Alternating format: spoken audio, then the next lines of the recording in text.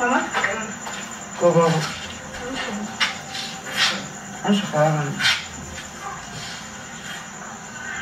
Salut à toutes et à tous, moi c'est Moumouni Sanou, dit le chat. Je suis le réalisateur du film Garderie nocturne qui a eu le prix Étalon d'or au FESPACO 2021. Aujourd'hui, je suis à Paris au cinéma Luxor. J'ai montré pour la première fois à Paris le film Garderie nocturne. Il y avait du monde et les gens ont beaucoup aimé le film parce que après la fin du film, les gens sont restés et on a fait un débat autour du film. J'étais très content parce que les questions étaient vraiment pertinentes et j'ai pu répondre. Garderie nocturne, c'est un film sur les enfants des travailleuses de sexe qu'on appelle communément prostituées. Ces enfants qui sont gardés par une grand-mère qui a accepté de transformer sa modeste maison. L'idée de ce film, c'est de montrer encore un autre regard de ces femmes qui sont marginalisées, méprisées par la société. C'est de montrer encore un autre regard méconnu au sein de la société.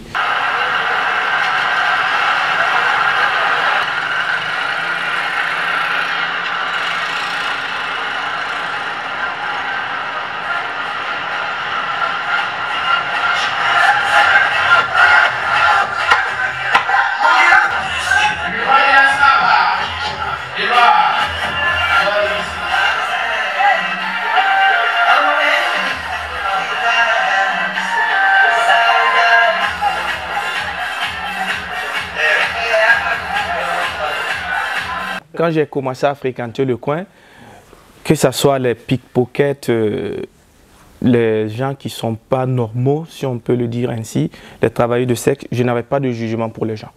Parce que moi, je juge personne, parce que je ne suis pas parfait.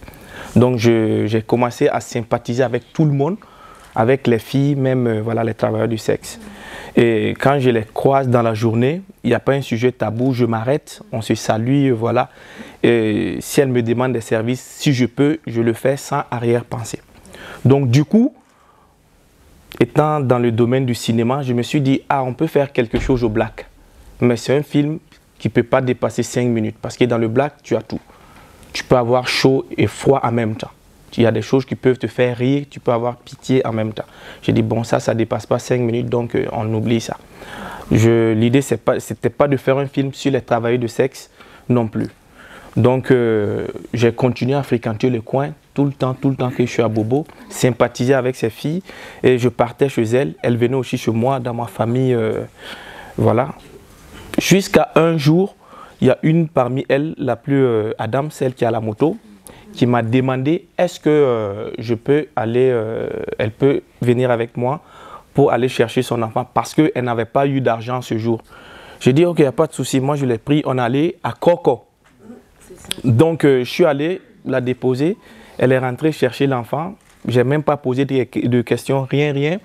Je l'ai ramené plusieurs fois, j'ai fait ça. Un jour, j'ai dit mais quand même, comment ça se fait que tu as quel membre de la famille dans cette cour que tu confies l'enfant et que tu ne m'as jamais dit on se connaît, c'est pas aujourd'hui.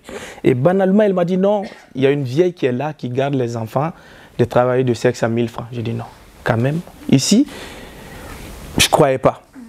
Le lendemain, j'étais le premier même à lui dire est-ce que je peux venir te chercher, on va aller. Oui, elle était d'accord autour de 3h, 4h. On m'a dit voilà, on y va. Moi, je l'ai pris. Arrivé là-bas, je suis rentré. Quand je suis rentré, je vois la grand-mère avec beaucoup d'enfants, mais je n'arrivais pas à croire. Et elle n'était pas la seule, il y a d'autres filles qui venaient. Quand elles arrivent, à peine même bonsoir, voilà, c'est tendre l'argent. Depuis ce jour, je dis, il y a un film à faire ici. J'ai dit, il y a un film à faire ici. C'est à partir de ce moment, j'ai commencé à réfléchir comment faire un film. Mais pas sur la prostitution, mais les enfants des travailleurs de sexe qui est gardé par une grand-mère. Et vu que c'est un sujet tabou, parce que chez nous, quand tu as un enfant, l'enfant ne t'appartient pas, l'enfant appartient à tout le monde. Si tu travailles à l'hôpital, en pharmacie, dans les trucs, si tu es de garde, le voisin peut garder l'enfant normalement. Tout le monde peut garder l'enfant. Mais du moment que les gens savent que tu fais la prostitution, personne ne veut s'engager à garder l'enfant. Mais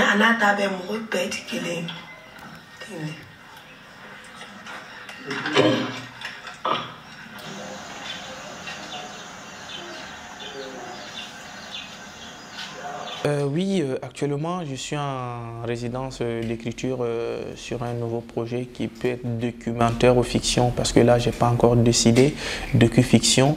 Et vous savez, quand tu es en écriture au tout début, tu ne peux vraiment pas dire « Ah bon, je veux faire ce genre de truc » parce que au fur et à mesure, quand le projet d'écriture avance, ça change beaucoup. Donc, pour le moment, là, je suis en train de voir. Je continue en documentaire ou je balance en fiction. Donc, pour le moment, je suis en écriture.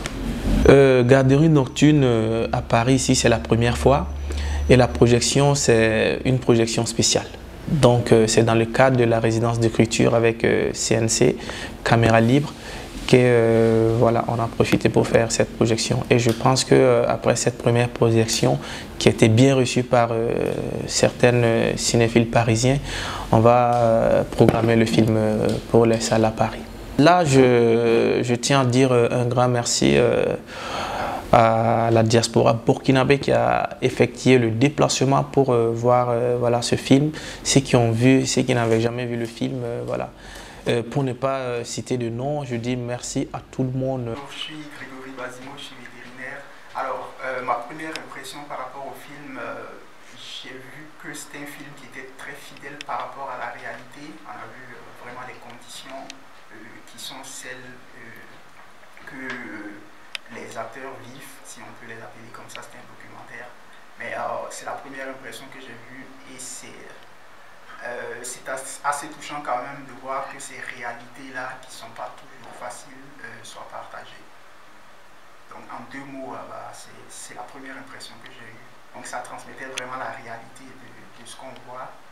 Et je pense que c'est souvent important quand même de savoir, de faire savoir au monde ce qui se passe. Parce que les réalités peuvent être tellement différentes que quand on est dans une bulle, on peut être complètement détaché. Et d'après les témoignages qu'on a vus, il y a des gens qui étaient quand même choqués que dans certaines parties du monde, il y a des enfants qui dorment sous une sorte de canapé qui n'est même pas de lit, qui dorment à même le sol, alors que c'est complètement la réalité et c'était assez émouvant quand même. Là, je voyais ces filles. Je ne savais pas que derrière les enfants de ces filles vivaient une galère. Moi, avec ce documentaire, ça me fait voir une autre image que je n'avais pas certainement et que je ne connaissais pas. Bonjour, moi c'est Delia Leslie Campaoré, je suis ingénieure nucléaire sur Paris, donc d'origine burkinabé. Et moi, ce film a été très poignant pour moi, ça donnait une autre image de la prostitution. Et pour avoir fait des vacances scolaires à Bobo, notamment à Koko, je ne savais pas que dans ce quartier, il pouvait y avoir de telles choses parce que bon, j'étais une enfant en ce moment.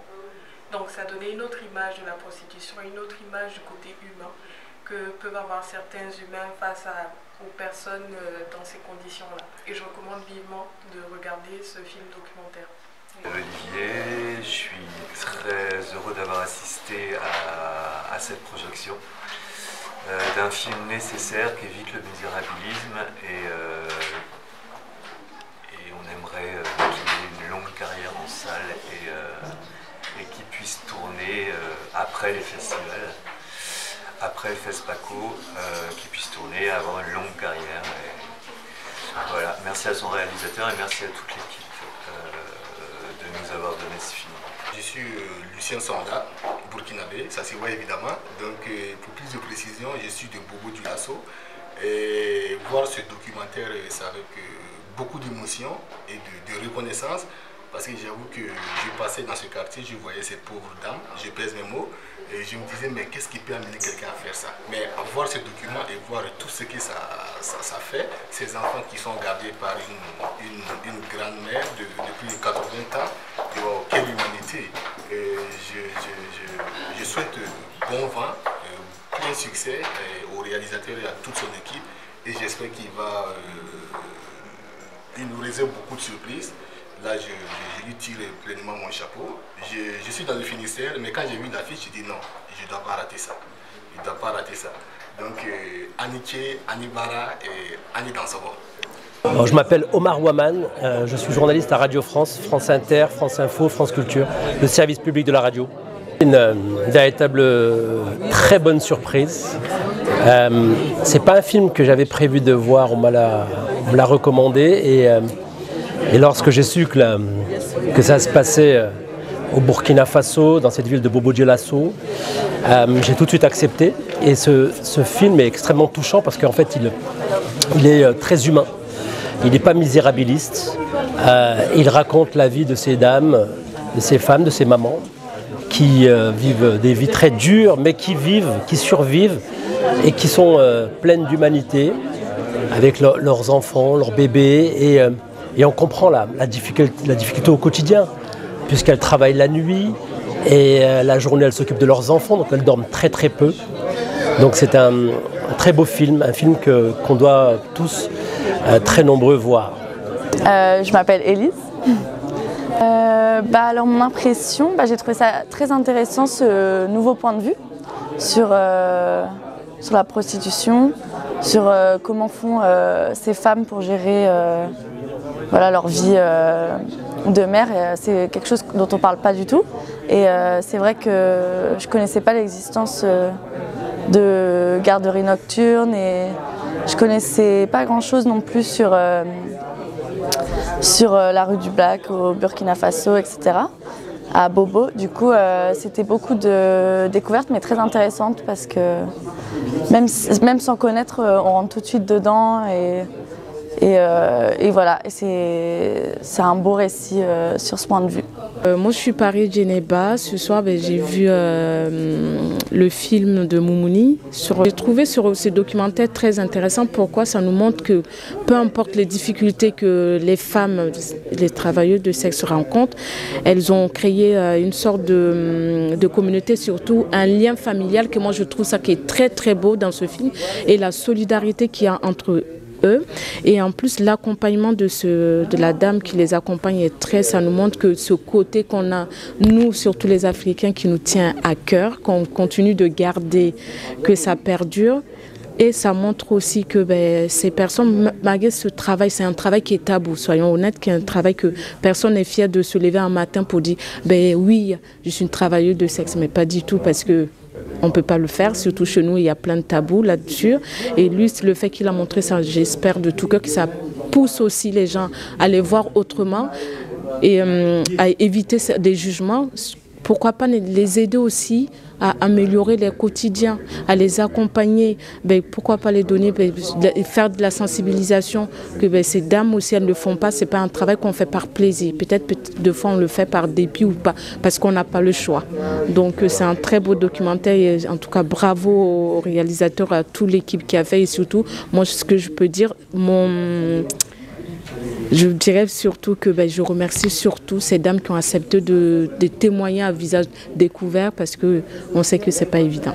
Je suis Bintou Saint-Poré, bonjour, journaliste, ici à Radio Nova durant plusieurs décennies. Nous avons aussi beaucoup soutenu le FESPACO à une époque, le festival de cinéma, et je vois que le cinéma burkinabé se porte bien à la sortie du visionnage du film de Moumouni Sanouf.